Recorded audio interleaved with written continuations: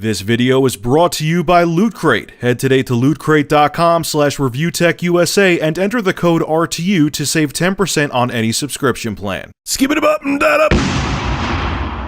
So Kotaku has finally, albeit indirectly, addressed all of the controversy that's been going on over the past couple weeks in the gaming industry regarding Phil Fish, Zoe Quinn, and Anita Sarkeesian. They kind of Luke Plunkett from Kotaku wrote kind of a monologue, let's say, about his feelings on the whole thing. And I'm going to read it verbatim. It's fairly long because there's some points that I agree with and there's some points that I totally don't agree with. So I'm going to read it to you and then I'll discuss it. The article is titled, "We Might Be Witnessing the Death of an Identity," and this is what Luke had to say.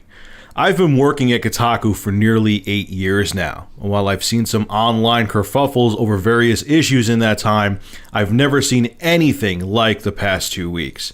There has been so much hate, so many angry words, so many accusations over what? Video games? Women in video games? People who write about video games? It would be absurd if it hadn't forced people out of their homes for fear of their personal safety. There are a lot of opinions going around about this sad state of affairs at the moment, and you don't have to travel far to find some. But if you want to read something beyond a simple recap, something more substantive, my advice as someone horrified by the degree of hostility, bigotry, and sheer inhumanity that has been on show is to start with these two articles. The first, by Dan Golding, is called "The End of Gamers." On the evidence of the last few weeks, he writes, "What we are seeing is the end of gamers and the viciousness that accompanies the death of an identity." The second, by Lee Alexander, is called "Gamers Don't Have to Be Your Audience. Gamers Are Over." It's a similar piece, albeit one aimed a little more at developers. Gamer isn't just a dated demographic label that most people increasingly prefer not to use, she writes. Gamers are over. That's why they're so mad. These obtuse shit-slingers, these wailing hyper-consumers, these childish internet arguers, they are not my audience. They don't have to be yours. There is no side to be on. There is no debate to be had. Note they're not talking about everyone who plays games or who self-identifies as a gamer as being the worst. It's being used in these cases as shorthand, a catch-all term for the type of reactionary holdouts that feel so threatened by gaming's widening horizons. If you call yourself a gamer and are a cool person, keep on being a cool person. Once you're done here, I'll see you next week, where we can hang out as thoughtful, considerate human beings and enjoy video games as they are, not what some folks feel they can dictate from a dark corner of the internet. Now again, my hat goes off to Luke Plunkett. That was a fantastic article, one of the best I've seen on Kotaku. Again, I have a link to it below in the description. Please go read it. He has links to other excellent articles in his article. It's an excellent read. They are all excellent reads. Go check him out. I really think it was fantastic work that Luke did here. But the part that Luke is missing, and the point that he's missing, is that what people are angry at Luke is that this whole nonsense with Phil Fish and Zoe Quinn and Anita Sarkeesian, the mainstream media, such as Kotaku, such as IGN, such as GameSpot, so on and so forth, and every other place basically, minus the Daily Dot, glazed over the other things that were going on behind the scenes, the possible corruption that was going on behind the scenes, where you have developers fraternizing with journalists, and that could be skewing scores. You have, again, what people do in their bedrooms. I could care less about it. If you like, having sex with zebras, Godspeed to you. Do what you want to do. But when it affects the industry, and it could affect game scores, and it could affect how credible journalists are, that's what people were concerned about. And what people are angry at, and why people were angry at places like Kotaku, is you guys weren't talking about it. Now, I know the defense is going to be from Kotaku and IGN and other places. Well, we shouldn't speculate on rumors, but you kind of do that all the time.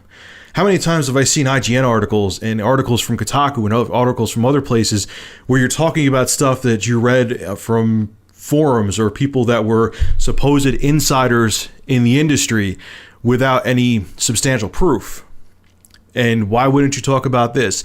And that's what made people angry too, is like, why are they trying to sweep this under the rug? This whole thing with Zoe Quinn and the Five Guys, and how it could have caused corruption in the industry, and how, you know, someone, I'm not going to name them, from Kotaku could possibly be living with a developer, and that could cause issues. And, you know, that's definitely a conflict of interest. That's what people are angry at. They were angry at all of this corruption that could be going on. And none of the mainstream sites were talking about it. No one was talking about it. That's what people were angry at.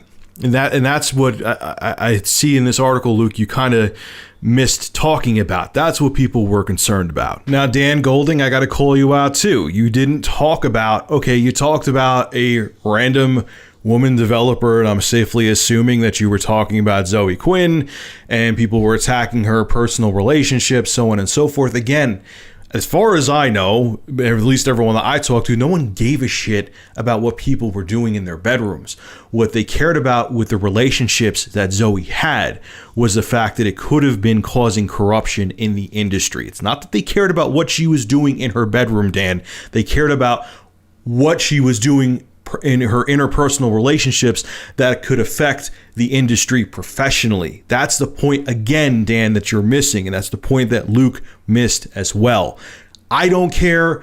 Mundane Matt doesn't care. Total Biscuit, as far as I know, he doesn't care about what people are doing in their bedrooms for the sake of knowing what they're doing in their bedrooms. They cared because they cared about what it was doing to the industry, and that's what people were concerned about. They were concerned about the corruption, not people's sex lives. Now, about the threats made against these people, whether or not they're true, I know firsthand from getting threats myself is that this shit happens. And I understand that people get frustrated, they get angry, and they want to lash out at people. But some of the stuff that I've dealt with, and the reason I'm talking about myself because I understand where other people are coming from, is disgusting. I've had threats from people because they didn't like, true threats from people, personal emails, which is kind of scary because you know when it's personal, it's not a comment section in YouTube, that people may be a tad more serious. I've had personal threats made against me because they didn't like something I said about PlayStation or PS4 or Microsoft, and they were going to, you know, find out my information and do things to me. And I know it happens. Now, whether or not it actually happened to Zoe Quinn or she's making it up, I don't know. And I'm not going there, but I know it does happen. And to the people who do these things, who dox people, who hack people, who threaten people, who threaten to come kick their ass or find out their information so they could hurt them. Let me just explain something to you. You're not helping anything. I think some of you might think you are that do this, but you're actually making the gaming community take a step back. And the stereotypes that people have for gamers out there when you do this stuff, when you have bomb threats on planes where Sony executives are on, or when you hack Sony servers with a DDoS attack, all you're doing is solidifying and amplifying the stereotype that gamers are these angry, antisocial 30-year-old virgin shut-ins that have no social skills and they're like a bane to society. They're a weight on human existence. That's all you're doing. You're not helping the cause when you get people threatened, when you put out people's personal information, when you do horrible things to them behind the anonymity of your keyboard. I kind of got that out. You're not helping. You're hurting the cause. You're hurting gaming to become a respectable form of entertainment. It's almost there, but when people do stuff like this and do threats and do hacks, it makes the whole gaming community take a step back. And what I'm afraid of is this. It was so funny when I talk about the fact that I was doxxed in my last video with Phil Fish before I found out the whole other side to the Phil Fish story. A lot of people were like, oh, rich people just do those docs so people get pizzas delivered to them and they didn't order them or so on and so forth. And I'm saying, you're assuming that. You're assuming that's all that's going to happen. How do you know there isn't some mentally unstable freak out there that is not going to show up with a gun to someone's doorstep because they don't agree with them on an issue? I've been threatened before and other people have been threatened. You're just hoping and assuming that it'll just be a lighthearted joke. And because it's not an if, it's when someone, God forbid, in this industry, this community gets hurt or killed, do you know what's going to happen then? You want to see how far gamers and gaming take a step back? You'll go back to the Stone Ages. You'll go back to the stereotype that people had in the 80s of gamers, where they thought anyone over the age of like 12 that played video games were these antisocial weirdos that you want to keep your kids away from. You want to hurt the image of gamers? Let something like that happen. Because it's not a matter of if, it's a matter of when, if this bullshit keeps up where people get doxxed and hacked and all that crap. For all you guys that do that, you're walking on thin ice.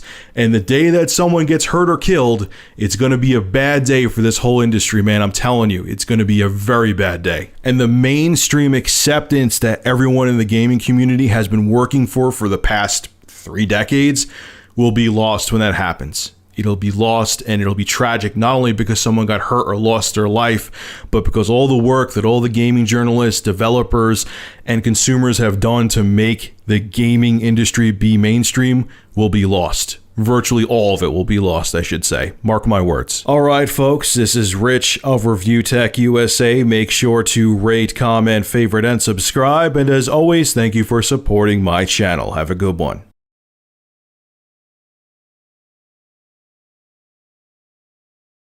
The preceding video was brought to you by Big Cheese's YouTube channel. For gameplay reviews, gaming music, and vlogs, subscribe to Big Cheese VG. Link below in the description.